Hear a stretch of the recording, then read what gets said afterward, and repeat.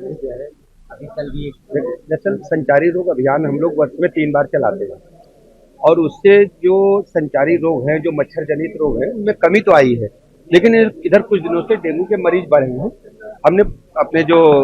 स्वास्थ्य महानिदेशक है उनको निर्देश दिए हैं,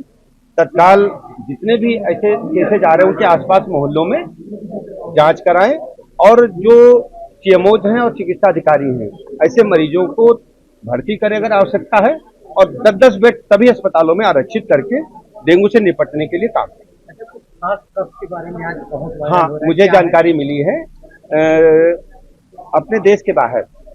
जो हिंदुस्तान में बने कफ सिरप उस पर कुछ आपत्ति आई है। हमने ऐसे सभी कफ सिरप जिन पर विवाद है या जो इस प्रकरण में सामने आए हैं सबकी जांच की जाए और हमें 24 घंटे में रिपोर्ट दी जाए प्रारंभिक,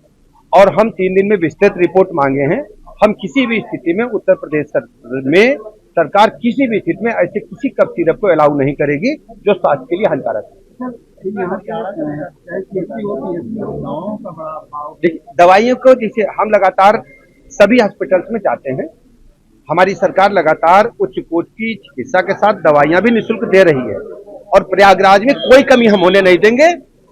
यदि दवाई अस्पताल में उपलब्ध नहीं है तो सीएमओ को 20% बजट का दिया जाता है इसलिए कि लोकल परचेज करके वो दवाइयां उपलब्ध कराएं। आज सीएमओ से हम कह रहे हैं हर स्थिति में प्रयागराज के सभी मरीजों को निःशुल्क दवाएं दी जाए।